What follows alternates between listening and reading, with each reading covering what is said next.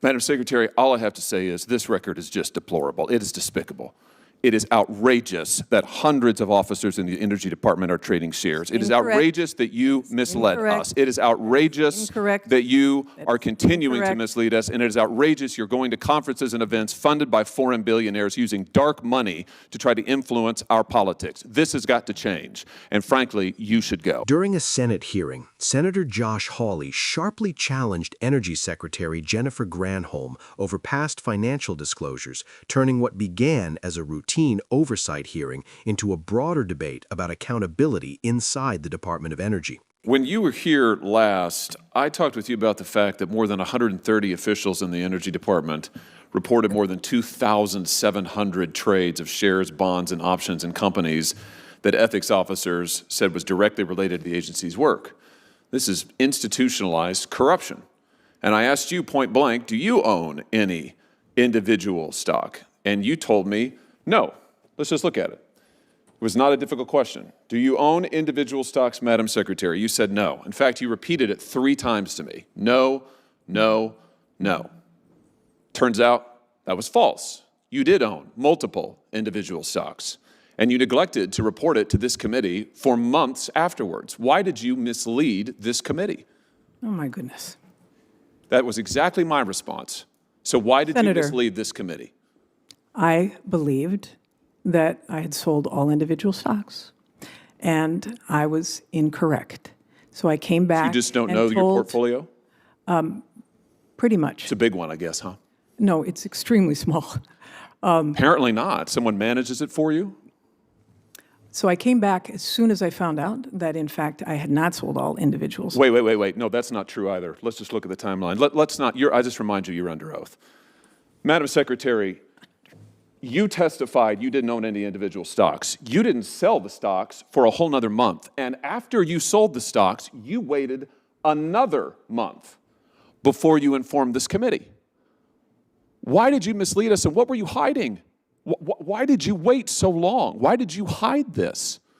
I did not hide it because I brought it forth to the committee when I realized that we had made a mistake. Really? What explains the delay? Why did you wait for a full month to explain your actions to this committee, your false testimony? That's less than a month, and I sent a letter explaining what had happened. May the 15th to June the 9th. Because I owned a Ford stock that was... You misled this committee, and you wait. What were the stocks? What were the stocks that you owned? It was a Ford stock that my husband had owned since he was very young, and I just was not aware of it. And what were the others? You sold 6 stocks. What were the other 5?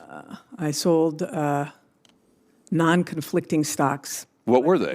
Honestly, I don't even know. I do know the Ford one because that was a conflict. You don't. That's why I raised this. You're here before this committee a year later after actively misleading to us, after denying and delaying and delaying, and now you won't tell us. Was one of them Proterra? No. You sat on the board of directors at Proterra. You made millions, CNN reports, and stock options at Proterra. Then you promoted Proterra stock and Proterra products as Energy Secretary. Was that one of the stocks that you sold? This is so, I mean, really. Was that one of the stocks that you sold? Yes, really. No. You were presiding over institutionalized corruption in your Energy Department. You have violated the Stock Act 9 separate times. You have been referred by the Inspector General for violations of the Hatch Act. It is institutionalized corruption that you are now the face of. And here's what I'm trying to figure out. I just want to know who really runs the Energy Department.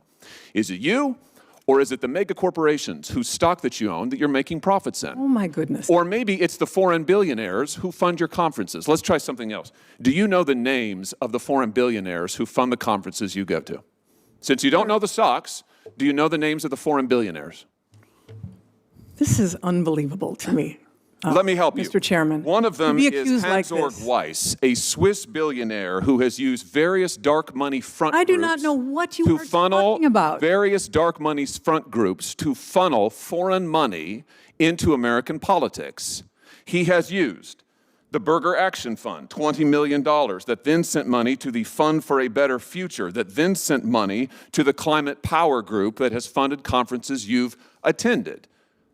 Do you know who this is? Do I you think have it's a no good idea idea who to that attend is. conferences I have no funded idea by what you're foreign talking billionaires? about. I have no idea what you're talking about. You don't know the stocks, you don't know the billionaires, you would take no responsibility. Ford stock. Meanwhile, your energy department, executives in your energy department are trading stocks in companies that they have direct oversight over, and you were too. That is incorrect.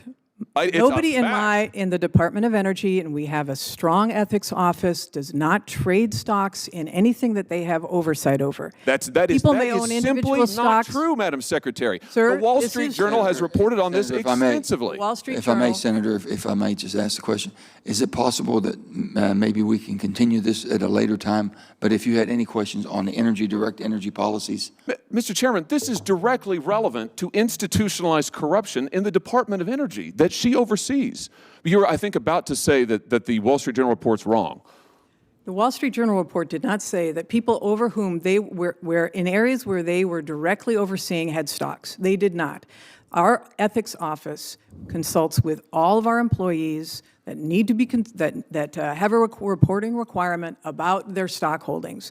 They do not own stocks in areas that they have any influence over, nor do I. Madam Secretary, all I have to say is this record is just deplorable. It is despicable. It is outrageous that hundreds of officers in the Energy Department are trading shares. It is Incorrect. outrageous that you misled Incorrect. us. It is outrageous Incorrect. that you are continuing to incorrect. mislead us, and it is outrageous you're going to conferences and events funded by foreign billionaires using dark money to try to influence our politics. This has got to change, and frankly, you should go. Thank you, Mr. Chairman. Moments like this matter because they shape public confidence in whether government officials are playing by the same rules as everyone else. For clearer breakdowns of moments like this, be sure to subscribe. At the center of the clash was a simple but explosive issue: whether the Energy Secretary accurately disclosed her personal stock holdings while overseeing an agency deeply tied to energy markets and corporate interests. Hawley argued that Granholm previously denied owning individual stocks, only for later disclosures to show that several were still held and sold months after her testimony. From his perspective, the delay raised serious concerns about honesty under oath and compliance with ethics laws designed to prevent conflicts of interest. For viewers trying to understand why this matters, it comes down to one principle: when regulators own or trade assets connected to the industries they oversee, even the appearance of impropriety can undermine public trust. For clearer explanations of complex hearings like this, subscribe. The exchange grew more intense as the senator pressed for specifics, arguing that vague explanations and uncertainty about personal finances were unacceptable for a cabinet official. Granholm pushed back, saying the issue stemmed from oversight rather than intent, and emphasized the role of ethics officials within the department. But politically, that distinction may not matter. In Washington, perception often becomes reality, and the perception created in this hearing was one of confusion, delay, and frustration rather than clarity and control. If you want ongoing coverage that cuts through the noise, don't forget to subscribe. Beyond the personal allegations, this hearing tapped into a much larger concern: whether ethics enforcement across federal agencies is strong enough to prevent systemic conflicts of interest. Hawley framed the issue as institutionalized corruption, pointing to reports of widespread trading by government officials whose agencies influence market outcomes. Whether or not one agrees with his conclusions, the underlying question is legitimate and bipartisan in nature. Should senior officials and their families be allowed to own individual stocks at all, or should stricter bans be in place to protect public confidence? For more thoughtful analysis on questions like this, subscribe. My view is this: transparency is not optional for public servants, especially those shaping billion-dollar industries. Even honest mistakes demand swift, clear correction, not delayed explanations. When officials appear uncertain about their own finances, it weakens the argument that the system is under control. If trust in government is going to be restored, ethics rules must be simpler, stricter, and enforced without hesitation, no matter who is in power.